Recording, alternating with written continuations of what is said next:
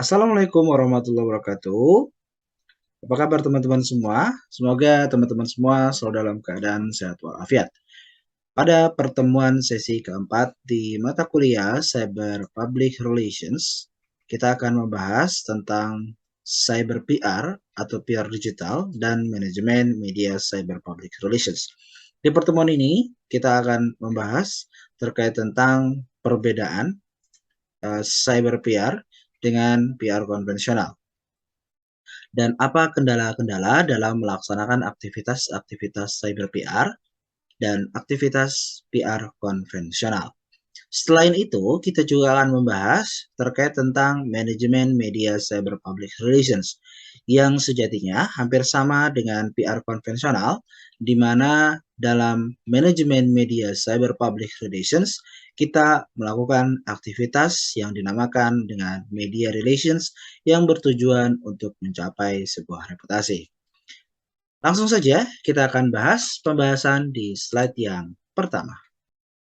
Di modul, teman-teman diperkenalkan terkait tentang istilah Cyber Public Relations yang biasa juga disebut dengan PR 2.0. Ya, sebelum ada istilah Cyber Public Relations atau PR 2.0, PR lebih dulu dikenal dengan istilah PR konvensional atau yang disebut atau diistilahkan juga dengan PR 1.0. Perbedaannya sudah kita bahas kemarin di pertemuan yang pertama, bahwa PR konvensional adalah kegiatan yang masih menggunakan cara lama, yaitu membutuhkan teman-teman jurnalis secara langsung dan membutuhkan media sebagai penyampai pesan. Sementara jika cyber PR adalah kegiatan PR yang dimana kita mungkin masih membutuhkan teman-teman jurnalis dalam beberapa hal, tapi dalam penyampaian sebuah informasi kita bisa menciptakan media sendiri. Ya, jadi kita tidak terhubung atau tidak tergantung dengan media-media yang ada di luar, baik itu televisi, radio, dan sebagainya. Maka dalam PR konvensional itu sangat penting bagi seorang PR untuk menjalin hubungan yang baik dengan media, atau istilah yang kita kenal dengan istilah media relations. Pada PR 1.0 terdapat beberapa kendala, ya. Terdapat beberapa kendala. Apa itu kendalanya? Yang pertama adalah PR 0.0. Kendalanya adalah memakan waktu yang lama. Kalau misalnya aktivitas PR secara konvensional, kalau misalnya kita pengen ketemu sama teman-teman jurnalis, kita siapkan undangannya dulu, kita siapkan waktunya dulu. Pertemuannya tuh akan membutuhkan waktu lama untuk kita menyampaikan sebuah informasi. Misalnya kita pengen menyampaikan informasi, wah berarti gue harus undang jurnalis nih, gue harus undang teman-teman wartawan nih, kita siapkan undangannya, kita siapkan tempatnya gitu ya. Lalu kita nunggu. Nah, sebenarnya informasinya sudah siap dari jam 10 pagi misalnya. Tapi karena harus ada waktu gitu ya, kita baru nyebar undangannya jam 10 atau jam 11 atau jam 9 bahkan gitu ya. Pelaksanaan penyampaian informasi tersebut, apalah namanya, bisa press conference, press release dan sebagainya gitu ya, itu bisa baru kita laksanakan di jam 1 misalnya, di jam 2. Nah, itu kan menunjukkan ada perbedaan waktu yang sangat signifikan. Tapi kalau misalnya saya ber-PR, kita sudah siap informasinya, kontennya sudah siap, ya tinggal kita naikkan saja. Kita sampaikan saja melalui media yang telah kita kelola. Yang kedua, memerlukan biaya yang banyak. Kalau misalnya kita ada ketemu dengan klien, maka kita harus menyiapkan biaya transport buat klien tersebut, biaya menjamunya bagi klien tersebut, gitu ya, dan biaya-biaya kita untuk menuju tempat tersebut dan sebagainya. Dan yang ketiga, kendala yang ketiga, komunikasi personal secara langsung dengan jurnalis. Dimaksud dengan komunikasi personal bukan hanya komunikasi yang terkait tentang pekerjaan. Misalnya kita menyampaikan informasi tentang perusahaan, bukan. Komunikasi personal itu lebih dari itu. Komunikasi personal ya komunikasi antara kita dengan teman-teman jurnalis sebagai seorang manusia, sebagai seorang pribadi. Artinya pada saat kita ketemu sama teman-teman jurnalis, kita nggak langsung ngomongin pekerjaan. Ada sifat komunikasi personal di situ. Misalnya kita nanya kabar, nanya keluarga gimana, ya pekerjaannya gimana. Nggak langsung urusan pekerjaan. Itu ada komunikasi personal di situ. Nah biasanya kalau misalnya komunikasi personal itu harus tatap muka. Nggak bisa kan tiba-tiba misalnya kita udah lama nggak ketemu terus kita nanya, gimana apa keadaan di rumah, gimana apa lagi ngapain, hobinya lagi suka apa dan sebagainya. Itu kan biasanya bisa kita lakukan kalau misalnya kita tatap muka secara langsung, ya.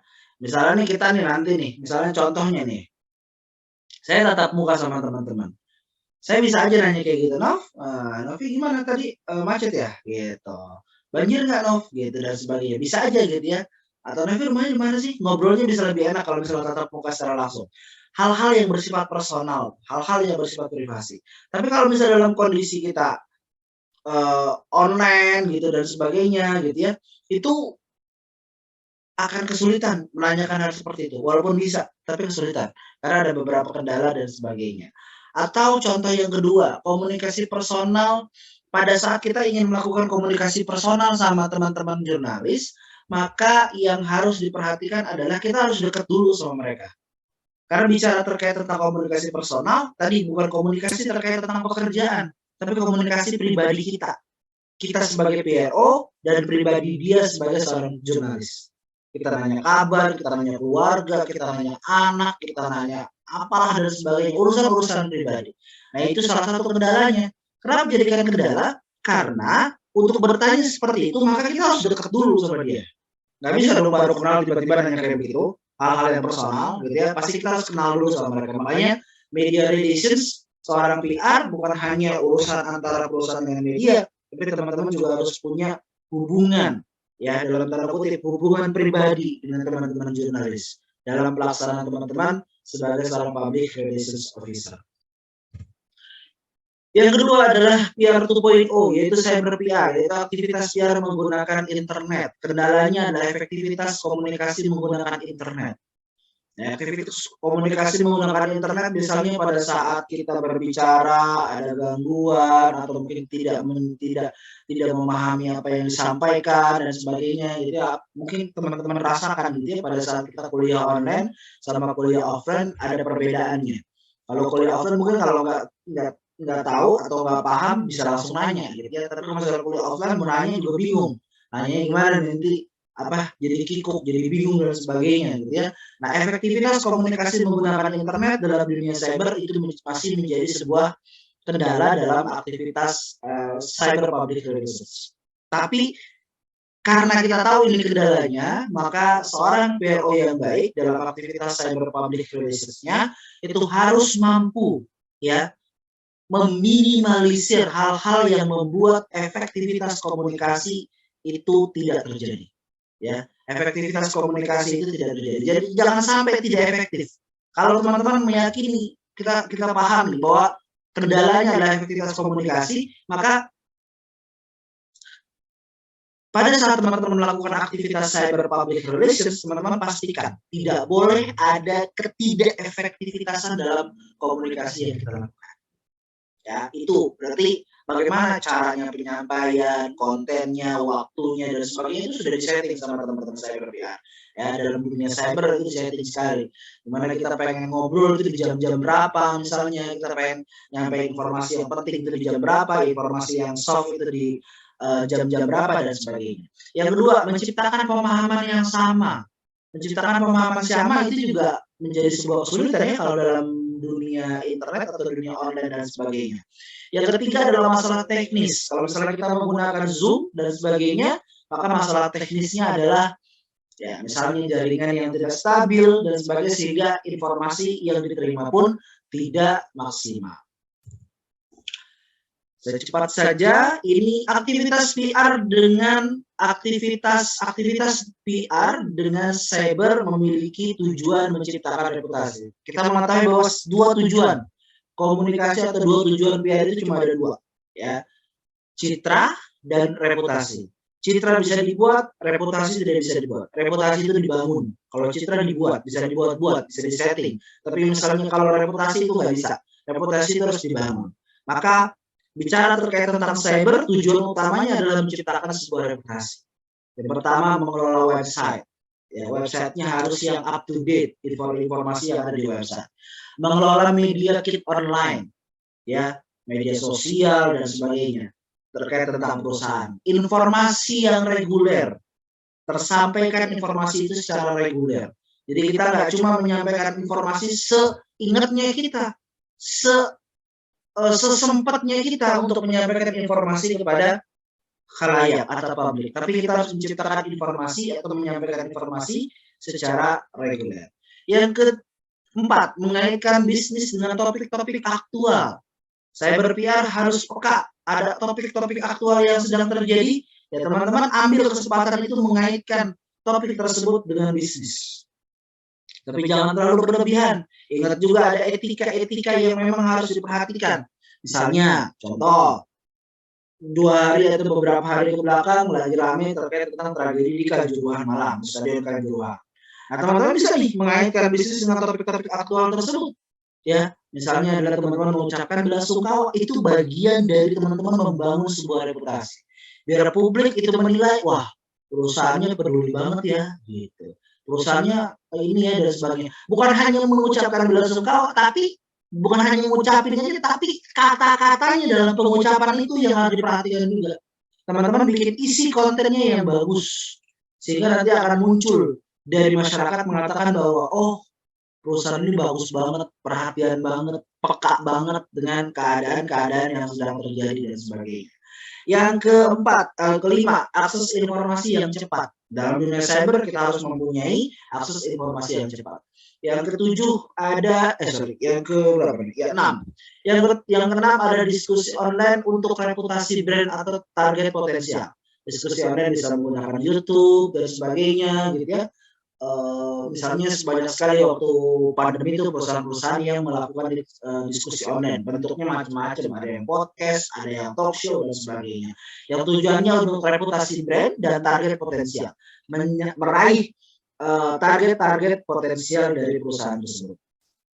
Selanjutnya adalah promosi online dan event. Ya, ini aktivitas cyber PR yang nanti akan berhubungan dengan teman-teman marketing public relations, menyampaikan promosi secara online tentunya kalau dalam dunia cyber, dan menyampaikan promosi event yang akan dilaksanakan.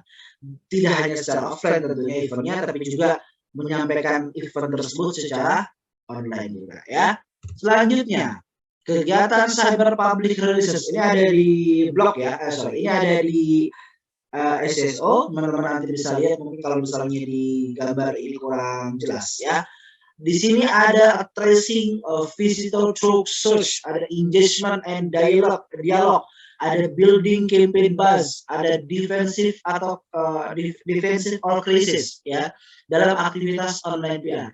Tapi, nah ini tapinya, di pembahasan tentang kayak kegiatan cyber PR ini atau di bagian kegiatan cyber PR ini, saya tidak akan menjelaskan secara gamblang. Ini saya minta teman-teman yang nanti akan menjelaskan, dan ini menjadi sesi diskusi sekaligus nilai tugas ya. Nanti nilai sesi diskusi dan tugasnya saya ambil dari teman-teman yang bisa menjabarkan bagian dari kegiatan cyber ini. Silakan menggunakan bahasa kalian. Tracing visitor search itu maksudnya ini, aktivitasnya ini, bla bla bla bla. Jadi posisinya ini aktivitas berhubungan dengan ini ya, aktivitas PR ini berhubungan dengan ini, aktivitas PR ini berhubungan dengan ini, aktivitas PR ini menggunakan atau berhubungan dengan poin kedua dan sebagainya. Jadi nanti yang bagian ini ya, nanti silakan teman-teman buat penjelasannya. Apa sih penjelasan bagian ini menurut kalian? Ya, nanti waktunya akan saya perpanjang, mungkin sekarang hari Rabu, hari Selasa, Rabu, Kamis, Jumat. Saya minta dikumpulkan hari Jumat, ya. Silakan nanti sampaikan saja di WA grup apa pendapat teman-teman, apa yang teman-teman sampaikan terkait tentang hari ini, ya. Itu kegiatan cyber PR. Nah, beralih ke sini, ya. Aktivitas yang kita bisa lakukan dalam dunia cyber PR adalah melakukan media relations, membangun hubungan dengan teman-teman media, ya, baik itu TV, radio, dan sebagainya. Yang kedua adalah sosial media team. Tadi kan membuat sosial media salah satunya. Nah, berarti dalam urusan perusahaan itu biasanya sekarang udah banyak ya lowongan admin sosial media dan sebagainya. Karena bicara atau mengurus sosial media itu nggak bisa satu orang. Tentu itu harus dilakukan secara tim. Maka penting memiliki skills dalam sosial media. Yang pertama adalah siapa yang menjadi sumber dari konten kreasinya. siapa yang menganalisis strategi-strategi digitalnya, siapa yang memimpin proyek-proyek dari sosial media tersebut, siapa yang menjadi penanggung jawab terhadap konten-konten yang disampaikan, siapa yang menjadi penanggung jawab terhadap visualisasi konten yang disampaikan, siapa yang bertanggung jawab terhadap jalannya atau efektivitasnya sosial media dan sebagainya. Nah, ini nanti dalam konsep teman-teman bekerja sebagai admin sosial media di sebuah perusahaan dan sebagainya, sosial media team skills ini pasti selalu ada gitu ya, karena ini dibutuhkan pada saat kita ingin membangun sebuah sosial media perusahaan yang memang memiliki, yang tujuannya adalah, ingat tujuan tadi di awal, ada tujuannya adalah mencapai sebuah reputasi. Ada juga email newsletter ya, email newsletter teman-teman menyampaikan informasi terkait tentang perusahaan lewat email. Tapi emailnya ini email orang yang memang sudah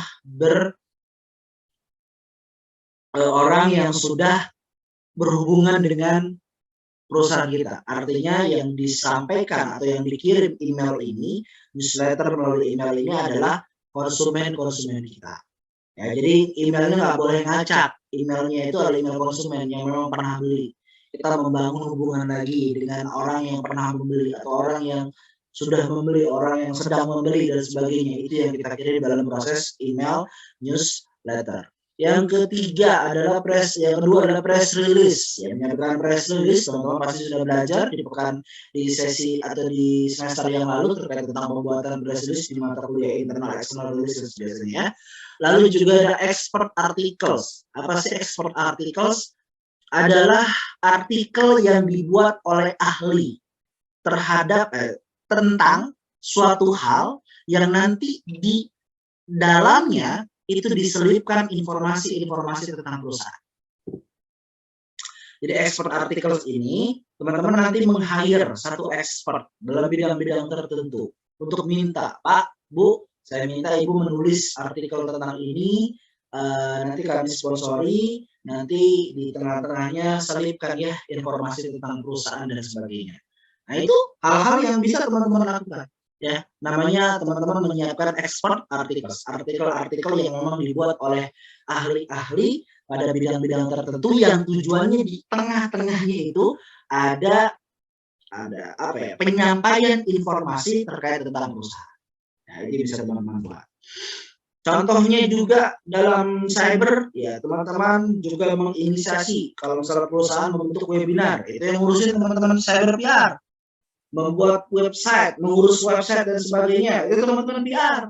Nanti tinggal berhubungan dengan teman-teman IT mungkin ya kalau website. Kalau webinar mungkin nanti berhubungan dengan teman-teman IT dan teman-teman event. Ya, begitu juga podcast. Biasanya ini berhubungan sama teman-teman event, ya, teman-teman kreatif dan sebagainya. Podcast dan sebagainya itu adalah salah satu media yang bisa teman-teman lakukan pada saat teman-teman menjadi seorang menjalani aktivitas ke-PR-annya dalam dunia cyber ya. Banyak sekali ya podcast dulu waktu zamannya kita pandemi tahun 2020, 2021, hampir semua perusahaan itu membuat podcast karena podcast pada saat itu sedang hits ya. Salah satunya mungkin penggeraknya adalah podcast Close the Door ya. 3, 2, 1 close the door gitu ya. Nah, itu biasanya itu yang membangkitkan lagi ya orang-orang jadi tahu apa sih podcast, apa sih kegunaannya, efektif ternyata dalam menyampaikan sebuah informasi. Selanjutnya terakhir adalah manajemen cyber relations. Ya, dalam aktivitas manajemen, ya kalau kita bicara manajemen, ya kita nggak bisa lepas dari yang namanya istilah atau akronim dari beberapa aktivitas manajemen atau manajerial yang kita sebut dengan POAC, ya. Ada planning, organizing, actuating, dan controlling. Planning merencanakan, organizing itu menyiapkan segala sesuatunya, gitu ya. Actuating untuk aktualnya yang kita lakukan, gitu ya, aktivitas yang kita lakukan, dan yang terakhir adalah controlling, bagian evaluasi dari apa yang telah kita lakukan. Tujuan dari POAX ini adalah membentuk yang namanya good governance. Dalam good governance, bicara terkait tentang efisiensi, bicara terkait tentang akuntabilitas, bicara tentang transparansi, bicara terkait tentang responsivitas, bicara tentang kesepakatan bersama, bicara tentang partisipasi, bicara tentang sifat-sifat inklusif, dan juga tentunya berbicara terkait tentang bagaimana kita mengikuti peraturan-peraturan terkait tentang perusahaan. Itu tujuan dari teman-teman melakukan aktivitas manajemen dalam aktivitas cyber public relations untuk membuat yang namanya good governance. Sekian penjelasan Cyber PR sesi keempat pada pertemuan kali ini. Mudah-mudahan dapat dipahami dan bermanfaat bagi teman-teman dan menambah referensi keilmuan teman-teman dalam bidang ilmu komunikasi, khususnya dalam bidang cyber public relations. Terima kasih. Mohon maaf jika ada kesalahan kata. Assalamualaikum warahmatullahi wabarakatuh.